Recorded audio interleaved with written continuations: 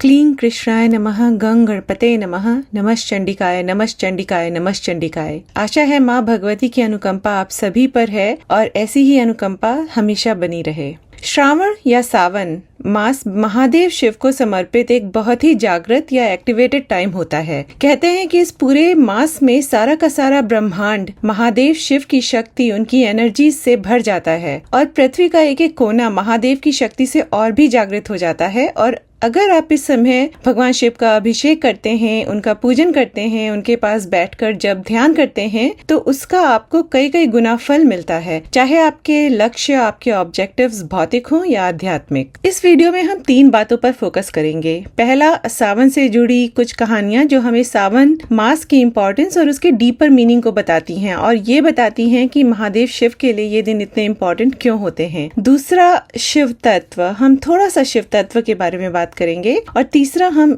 इस बारे में बात करेंगे कि इस टाइम को हम कैसे मैक्सिमम यूटिलाइज कर सकते हैं ताकि हमको महादेव का प्यार और आशीर्वाद और भी ज्यादा मिल सके। सावन मास महादेव शिव के लिए क्यों इतना इम्पोर्टेंट है, इसके पीछे कई कारण बताए जाते हैं और उनमें से 2 प्रमुख कारण हैं। समुद्र मंथन की घटना, जिसमें महादेव शिव ने हलाहल विष पीकर संपूर्ण ब्रह्मांड की रक्षा की थी, और दूसरा, माँ पार्वती का महादेव शिव को पाने के लिए तपस्या करना।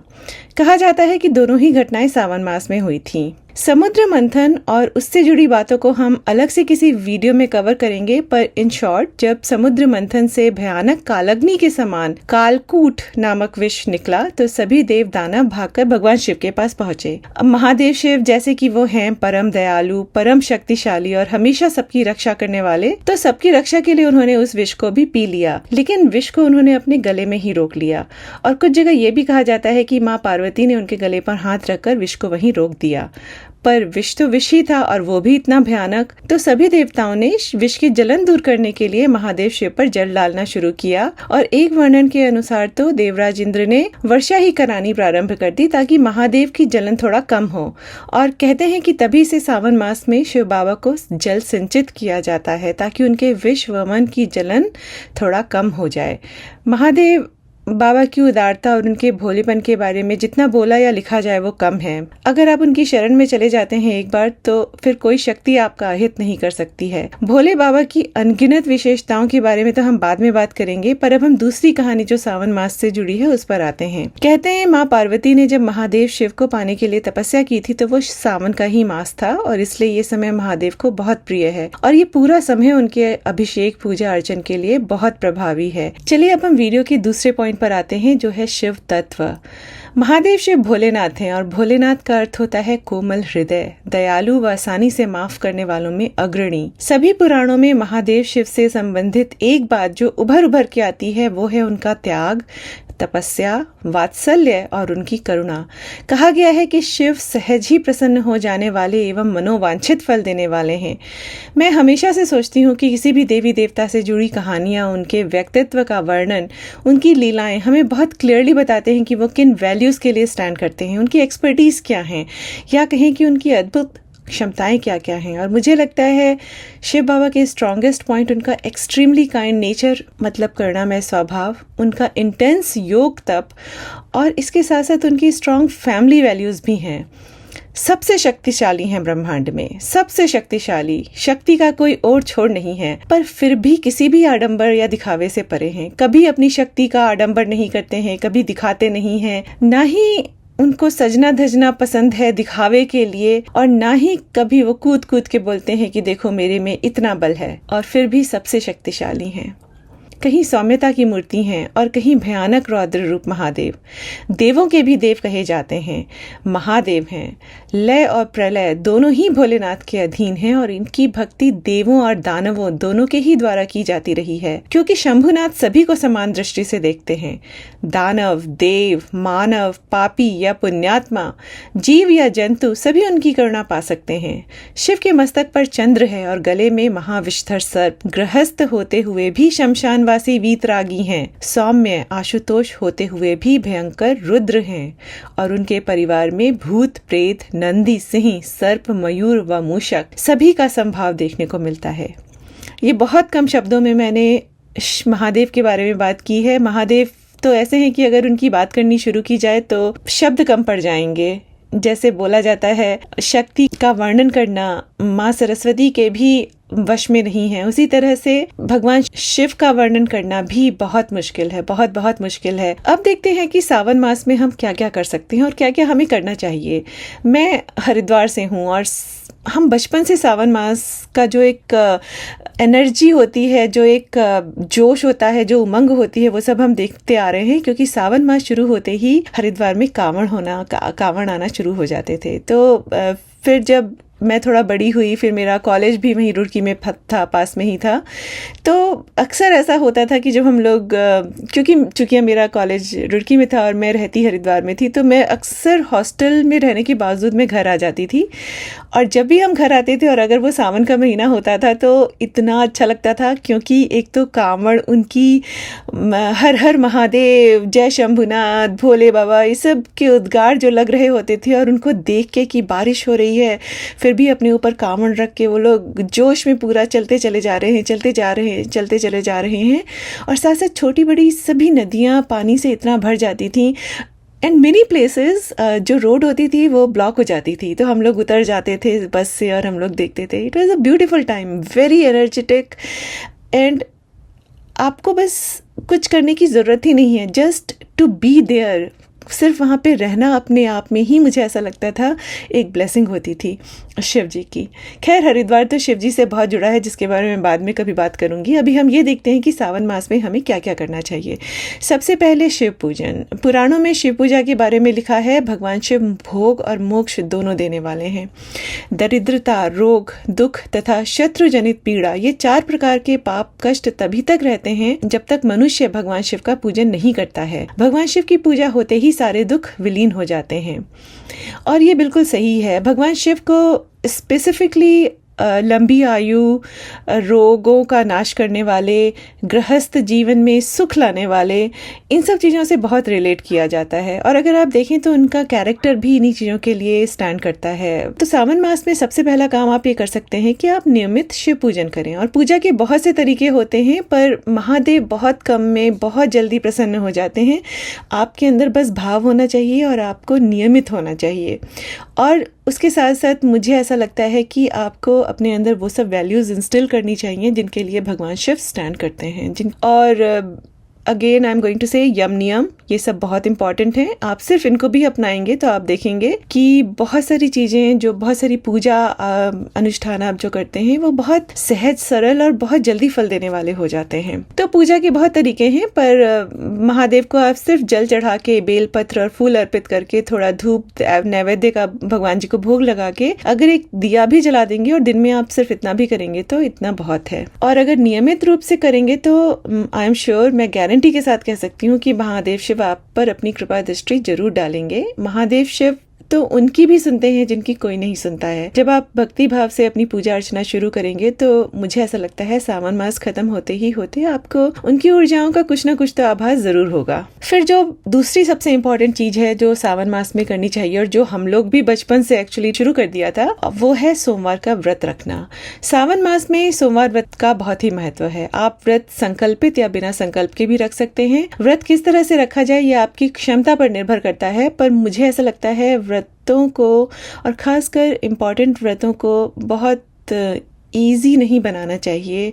ऐसा नहीं होना चाहिए कि आप बस टाइम टू टाइम खा रहे हैं, चाहे वो आप फल फूल या दूध पी रहे हों या बादाम खा रहे हों, जो भी कुछ कर रहे हों, बट मुझे ऐसा लगता है खाना लिमिट कर देना चाहिए। और सबसे अच्छा है अगर आप निर्जल निराहार रख सकें। बहुत लोगों को निर्जल प्रॉब्लम हो सकता है, लेकिन निराहार में उतना प्रॉब्लम नहीं होना चाहिए। मैंने बहुत बार रखा है और अभी भी रखती हूँ मैं, और इसमें बिल्कुल कोई प्रॉब्लम नहीं होता है। पर फिर भी आप अपनी हेल्थ कंडीशंस को देख के आप डिसाइड करिए कि आपके लिए क्या सही रहेगा। सोमवार का व्रत महादेव को समर्पित होता है, और इसके साथ साथ ही शायद आपको पता हो कि सावन का जो मंगलवार होता है, ट्यूसडे, वो शक्ति को समर्पित होता है। तो हर सोमवार भगवान शिव को समर्पित है और हर मंगलवार माँ शक्ति को समर्पित है। और ट्यूसडे के दिन जो शक्ति को समर्पित होता है उसको हम मंगला गौरी व्रत कहते हैं। अगर आप दोनों व्रत रख सकते हैं तो बहुत ही अच्छा है। शिव और शक्ति दोनों को समर्पित हैं, ये आपकी तपस्या को एक नई ऊंचाई ही देंगे। पूरे सावन में अगर आप हो सकें तो जितने भी सावन के समय के दौरान सोमवार का और मंगलवार का व्रत आ रहा है, अगर आप वो रखते हैं तो इससे अच्छा कुछ हो ही नहीं सकता। और कोशिश करिए कि पूरे सावन में अगर हो सके तो सात्विक बिना प्याज लहसुन का खाना खाएं। मतलब जो बाकी के दिन हैं उसमें भी आप कोशिश करें कि सात्विक खाना खाएं। फिर तीसरा है, और जो बहुत महादेव को सबसे ज़्यादा प्रिय है, वो है अभिषेक। सावन मास में अभिषेक का विशेष महत्व है, और अगर आपके घर में जलाभिषेक या रुद्राभिषेक की व्यवस्था है तो आपको हर रोज अभिषेक करना चाहिए, चाहे वो आप केवल जल से ही करें। सावन मास में जलाभिषेक, रुद्राभिषेक इत्यादि का महत्व तो है ही, पर उसके साथ साथ पंचामृत से अभिषेक और बेल पत्र फूलों का अर्पण, चंदन से भगवान जी को सजाना, ये सब जो है ये आपकी पूजा आराधना को दिव्य बना देते हैं। ये आपके भाव को भगवान के सामने खोल के रख देते हैं कि कैसे आप प्यार से उनको सब कुछ, आप उनके लिए सब कुछ करना चाहते हो। हर चीज़ प्यार और अपनेपन से करें, कारण समझ कर करें कि रीज़न क्या है इसके पीछे। जैसे जब जल चढ़ाएं भगवान शिव को तो सोचें कि कैसे करुणा के सागर महादेव शिव ने सबसे भयानक, सबसे उग्र विष को हमारे ही कल्याण के लिए पी लिया था, और उनको हम जल से सिंचित करके अपना ग्रैटिट्यूड शो कर रहे हैं। हम ये बता रहे हैं कि हम समझते हैं आपने हमारे लिए क्या किया था। कोई भी काम जब भाव से किया जाता है और सिर्फ स्वार्थ के लिए नहीं किया जाता है तो उसकी गरिमा अलग ही होती है और उसका फल भी अलग ही मिलता है। फिर जो है एक बहुत इंपॉर्टेंट चीज़ जो आप कर सकते हैं वो है मंत्र अनुष्ठान। सावन मास शिव मंत्र अनुष्ठान के लिए एक बहुत बहुत बहुत पावरफुल टाइम है, बहुत शक्तिशाली समय है। बेसिकली पूरे कॉस्मोस में शिव तत्व एक्टिवेट हो गया है और आपका छोटा सा भी अनुष्ठान कई कई गुना फल आपको देगा। अनुष्ठान के लिए आप पंचाक्षरी मंत्र, महामृत्युंजय मंत्र, शिव चालीसा, शिव कवच, शिव स्त्रोत, शिव नामावली किसी को भी देख सकते हैं, पर मैं सजेस्ट करूँगी कि आप पंचाक्षरी मंत्र, और अगर आप दीक्षित हैं तो महामृत्युंजय मंत्र के बारे में सोचें। कहते हैं पंचाक्षरी मंत्र मंत्र नहीं महामंत्र है, और शिव पुराण में कहा भी गया है नमः शिवाय। पंचाक्षरी मंत्र जो है वो है नमः शिवाय। यह मंत्र उन देवाधिदेव वरदायक शिव का साक्षात वाचक माना गया है। प्रणव सहित जो दूसरे 7 करोड़ महामंत्र हैं वे सब इसी में लीन होते हैं और फिर इसी से प्रकट होते हैं। देखिए ये है नमः शिवाय की महिमा। वे सभी मंत्र अपने अपने अधिकार के अनुरूप ही फल प्रदान करने में समर्थ हैं, अर्थात जो मंत्र जिस कामना की सिद्धि के लिए अधिकृत है वे उसी को फलीभूत कर पाने में समर्थ होते हैं। परंतु यह एकमात्र पंचाक्षर मंत्र ही है जो भगवान शिव की आज्ञा से सर्वाधिकार संपन्न होने के कारण सभी कामनाओं को फलीभूत करने में समर्थ है। इसकी क्षमताओं को आप समझ भी नहीं सकते हैं, इनका वर्णन करना मुश्किल है। फिर आगे लिखा है, जिस प्रकार भगवान शिव पापी या पुण्यात्मा किसी की भी रक्षा या उद्धार करने में सक्षम है, उसी प्रकार यह मंत्र भी प्रत्येक समय प्रत्येक व्यक्ति की रक्षा करने में समर्थ है। बहुत शक्तिशाली मंत्र है। अगर आप इसका अनुष्ठान कर सकेंगे तो इससे अच्छा कुछ हो ही नहीं सकता है। और यहाँ पे थोड़ा सा और भी ध्यान दीजिएगा पंचाक्षर मंत्र के बारे में। वैसे मैं इस पे एक अलग से बड़ा सा वीडियो बनाऊंगी क्योंकि इसके बारे में बहुत सी बातें हैं बताने को, लेकिन कुछ एक बातें हैं जो मैं इस वीडियो में भी कवर करना चाहती थी। पुराण में भी सूत जी पंचाक्षरी मंत्र के बारे में बताते हैं, समस्त व्रतों में देवाधिदेव उमापति की पूजा करके विधि पूर्वक पंचाक्षरी विद्या का जप करना चाहिए। जप से ही विशेषकर व्रतों की पूर्णता होती है, अन्यथा नहीं, इसमें संदेह नहीं है। अतः उत्तम पंचाक्षरी विद्या का जप अवश्य करना चाहिए। और इसी अध्याय में श्री भगवान के अनुसार 100 करोड़ वर्षों में भी पंचाक्षर मंत्र का महात्म्य नहीं कहा जा सकता है। ऐसी क्षमता और शक्ति है इस मंत्र की। फिर आप सोच रहे होंगे कि क्या मैं पंचाक्षर मंत्र बिना दीक्षा के कर सकता हूँ या नहीं, तो यहाँ मैं शिव पुराण को ही कोट करती हूँ। शिव पुराण के अनुसार पंचाक्षर मंत्र आप बिना दीक्षा के भी कर सकते हैं और पंचाक्षर मंत्र का जप हर अवस्था में किया जा सकता है, चलते फिरते उठते बैठते हर स्थिति में। शिव पुराण में महादेव जी कहते हैं, सदाचार से हीन, पतित और अंतज्ञ का उद्धार करने के लिए कलयुग में पंचाक्षर मंत्र से बढ़कर दूसरा कोई उपाय नहीं है। चलते फिरते, खड़े होते अथवा स्वेच्छानुसार कर्म करते हुए अपवित्र या पवित्र पुरुष के जप करने पर भी यह मंत्र निष्फल नहीं होता। आचारहीन तथा षड्व शोधन से रहित पुरुषों के लिए और जिसे गुरु से मंत्र की दीक्षा प्राप्त नहीं हुई उसके लिए भी यह मंत्र निष्फल नहीं होता है। अगर आप चाहें तो मैं डिस्क्रिप्शन में ये एग्जैक्ट श्लोक शिव पुराण से ऐड कर दूंगी, आप उनको वहाँ पे देख सकते हैं। शिव पुराण में पंचाक्षरी मंत्र के विषय में बहुत विस्तार से बताया गया है और मैं इसको बाद में शेयर करूंगी, पर मैं अपने खुद के एक्सपीरियंस से बोल सकती हूँ कि पंचाक्षरी मंत्र आपको पृथ्वी से उठाकर आकाश बिठा देगा, ऐसी क्षमता है इस मंत्र की। Well, don't take the literal meaning here. कहने का मतलब ये है कि आपकी हर अभिलाषा, आपको भोग चाहिए, आपको मोक्ष चाहिए, ये मंत्र पूरी कर सकता है। सिर्फ कंडीशन एक है कि आप महादेव के नियमों को जीवन में उतार के साधना करें। जिन चीजों के लिए वो स्टैंड करते हैं, जितने दयालु, जितने करुणामय, जितने आडंबर से परे रहने वाले, जितना परिवार को सर्वोच्च मानने वाले, जितना शक्ति का सम्मान करने वाले वो हैं, वो सब चीजें आप अपने जीवन में उतारिए और आप देखेंगे कि आपकी पूजा अर्चना, आराधना, अनुष्ठान आपको कहां से कहां पहुंचा सकते हैं। सावन मास आपके मंत्र अनुष्ठान को तीव्रता भी देगा, तो ये समय पंचाक्षर मंत्र के लिए बहुत उत्तम समय है। और इसके बाद महामृत्युंजय मंत्र का अनुष्ठान भी किया जाता है। महामृत्युंजय मंत्र शिव आराधना का महामंत्र है और इसके भी कई प्रकार हैं जिनको हम अलग से वीडियो में कवर करेंगे, पर कुछ लोग कहते हैं कि महामृत्युंजय मंत्र केवल दीक्षा के बाद किया जाना चाहिए। इस विषय में आप अपने गुरु से परामर्श लें। शिव मंत्र के साथ साथ आप मंगलवार को शक्ति से संबंधित किसी मंत्र का अनुष्ठान कर सकते हैं, क्योंकि जैसा मैंने बताया मंगलवार जो है मंगला गौरी व्रत है। अगर आपको धन संबंधित समस्या है तो आप स्वर्णाकर्षण, भैरव या कुबेर भगवान को शिव जी का सखा कहा जाता है और उनको कुबेरत्व जो है वो भोलेनाथ की कृपा से ही प्राप्त हुआ था। इसकी एक पूरी कहानी है जो शिव पुराण में दी हुई है, वो भी मैं किसी वीडियो में कवर करूंगी। पर बेसिकली इस समय में सावन मास में आप भगवान कुबेर से भी रिलेटेड कोई मंत्र या अनुष्ठान कर सकते हैं। फिर आता है सावन में आपको रुद्राक्ष और भस्म विभूति धारण करना चाहिए।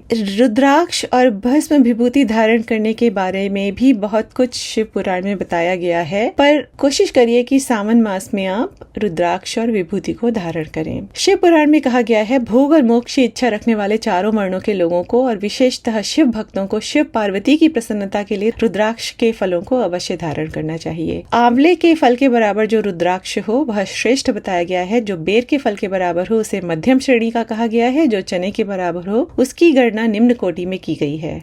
पापों का नाश करने के लिए रुद्राक्ष धारण आवश्यक बताया गया है। वह निश्चय ही संपूर्ण अभीष्ट मनोरथों का साधक है, अतः उसे अवश्य ही धारण करना चाहिए। समस्त लोकों में मंगलमय रुद्राक्ष जैसा फल देने वाला देखा जाता है, वैसी फलदायिनी दूसरी कोई माला दिखाई नहीं देती है। और फिर विभूति के बारे में बताते हैं शिव पुराण में ही। विभूति 3 प्रकार की बताई गई है, लोकाग्नि जनित, वेदाग्नि जनित और शिवाग्नि जनित।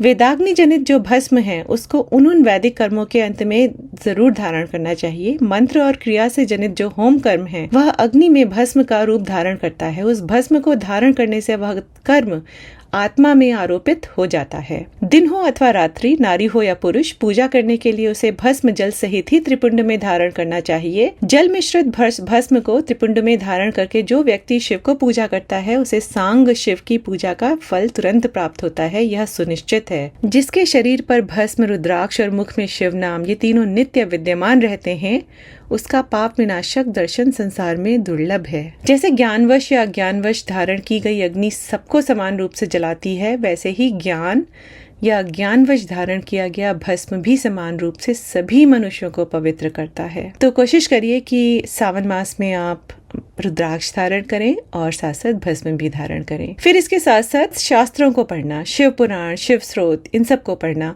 अष्टांग योग में स्वाध्याय को बहुत मान्यता मिली है। स्वाध्याय बहुत जरूरी होता है। पढ़िए, खूब पढ़िए, हर चीज पढ़िए और कोशिश करिए कि इन 30 दिनों में आप भगवान शिव को समर्पित पुराणों को पढ़ें या कम से कम उनको सुनने की कोशिश कर सकें। इसके साथ साथ दीपदान किया जाता है भगवान के लिए, उनकी आरती हमें रोज करनी चाहिए। तो ये सब छोटी छोटी चीजें हैं जो आप अपने रेगुलर रूटीन में इंक्लूड करके आप शिव तत्व को जरूर महसूस कर सकते हैं। उसका आभास आपको जरूर होगा अगर आप पूरा भक्ति भाव से ये 30 दिन आप महादेव को समर्पित करते हैं। सावन मास में आप भैरव बाबा की भी पूजा, आराधना और अनुष्ठान कर सकते हैं। देखिए, महादेव शिव शक्ति, बल, सामर्थ्य, दीर्घायु मतलब लंबी आयु, निरोगी काया मतलब रोग बीमारियों से मुक्ति, सुखी गृहस्थ जीवन, सर्वगुण संपन्न पति और मोक्ष देने में सर्व समर्थ हैं। पर हमें पहले खुद को इन ब्लेसिंग्स के लायक बनाना पड़ेगा। भोले बाबा करुणा के सागर हैं, पर पहले हमें खुद को उस सागर में डुबकी लगाने लायक बनाना पड़ेगा, और फिर कुछ भी असंभव नहीं है। इसके साथ साथ एक और चीज़ है जो शंभुनाथ दया के सागर महादेव बहुत सहजता और करुणा के साथ हमको देने में एक्सपर्ट हैं, और वो है हमारे पापों का प्रायश्चित और उनसे मुक्ति। आप शिव पुराण उठा के देखिए, आप पढ़िए कि कैसे महादेव बड़े से बड़ा पाप तारने में समर्थ हैं। अगर आपको लगता है आपने जीवन में कभी कुछ ऐसा किया है जो आपको कचोट रहा है, खा रहा है, आप प्रायश्चित की आग में जल रहे हैं और आप किसी से कुछ कह नहीं सकते हैं, तो आप महादेव की शरण में जाइए। आपको पता है भगवान कृष्ण ने पांडवों को गुरु हत्या, ब्राह्मण हत्या, कुल नाश के भयानक पापों से मुक्ति के लिए महादेव की शरण में जाने को कहा था, और फिर महादेव भाग रहे थे। वो एक अलग स्टोरी है जो फिर मैं किसी वीडियो में कवर करूंगी। पर भगवान कृष्ण ने भी पांडवों को महादेव के पास ही भेजा था। महादेव बड़े से बड़े पाप का निवारण करने में अग्रणी हैं, पर यहाँ भी एक कंडीशन है। आपको प्रण लेना होगा कि आप गलती को रिपीट नहीं करेंगे, और आपका प्रायश्चित हृदय से होना चाहिए। ऐसा नहीं एक बार आपने किसी को ठग लिया और उसके बाद आपने भगवान शिव से प्रायश्चित करने के लिए कहा और फिर से आप जाके फिर से ठग रहे हैं। कोई ऐसा नहीं है कि आप भगवान को बेवकूफ़ बना सकते हैं, आप बेवकूफ़ बन जाएंगे। भगवान भोले हैं, भगवान करुणा के सागर हैं, पर ऐसा नहीं है उनको समझ में नहीं है, उनको सब समझ में आता है। आपको अपने मन को साफ करना पड़ेगा, फिर उनके पास जाइए, रोते रोते जाइए। एक बार ऐसा करके देखिए, उनकी शरण में जाइए, और फिर आप देखेंगे उन्होंने सब तरफ से आपको समेट लिया है। उनसे शक्तिशाली और उनसे करुणा में कोई है ही नहीं। शिव उपासना के मेरे खुद के एक्सपीरियंस यही है कि अगर आपने खुद को उनको समर्पित कर दिया है तो वो हमेशा आपके आसपास ही हैं, और जहाँ शिव हैं वहाँ शक्ति हमेशा रहेंगी। शक्ति वहीं है, और वहीं भगवान विष्णु भी किसी न किसी रूप में हैं। मेरे जीवन में सबसे पहले शिव आए, फिर माँ और हनुमान जी कब आ गए मुझे पता नहीं चला, लेकिन उसके बाद फिर मेरे पास लड्डू गोपाल जी आए। लड्डू गोपाल जी, माँ और शिव मेरे जीवन से अलग हैं ही नहीं, और मुझे नहीं लगता कोई इनको मेरे जीवन से निकाल सकता है। जैसे खून हमारे शरीर में होता है, चल रहा है, दौड़ रहा है, उसी तरह से शिव तत्व, शक्ति तत्व और विष्णु तत्व, मुझे लगता है ये तीनों ही मेरे अंदर हैं। और बस ये है कि शिव और शक्ति को मैं माँ बाबा समझती हूँ, और भगवान विष्णु चूँकि मेरे पास एक बच्चे के रूप में आए हैं, बालक के रूप में आए थे लड्डू गोपाल जी, तो वो मेरे लिए बच्चे हैं। मैं बहुत प्रोटेक्टिव हूँ उनके लिए भी, लेकिन जब मुझे अपने लिए कुछ मांगना होता है तो मैं शिव और शक्ति, माँ और बाबा, शिव बाबा और माँ, इनके पास जाती हूँ। मैं विष्णु भगवान से, लड्डू गोपाल जी से कुछ मांगती नहीं हूँ, वो बच्चे ही हैं, बच्चे ही रहेंगे। और शिव और शक्ति से भी आप क्या मांगिए, आप सामर्थ्य मांगिए। आप उनसे ये नहीं बोलिए कि मुझे ये दे दो, आप उनसे बोलिए मुझे सामर्थ्य दो कि मैं ये पा सकूं, क्योंकि आपको खुद नहीं पता कि जो आप चाहते हैं आप उसके पात्र भी हैं कि नहीं हैं। आप सिर्फ मेहनत कर सकते हैं, आप सिर्फ लग के कोशिश कर सकते हैं। मिलना ना मिलना सब भगवान के हाथ में है। तो ऐसे हैं महादेव शिव। महादेव शिव ऐसे हैं कि ब्रह्मांड में जिनका कोई सहारा नहीं होता है, उनका सहारा वो खुद बनकर खड़े हो जाते हैं, और फिर साथ साथ माँ भी आ जाती हैं, शक्ति भी आ जाती है। तो आशा करती हूँ कि आपका सावन मास शुभ रहे, और महादेव शिव की अनुकंपा प्राप्ति हेतु आप लोग कुछ प्रयत्न कर सके। और मिलते हैं अगले वीडियो में। नमस्कार।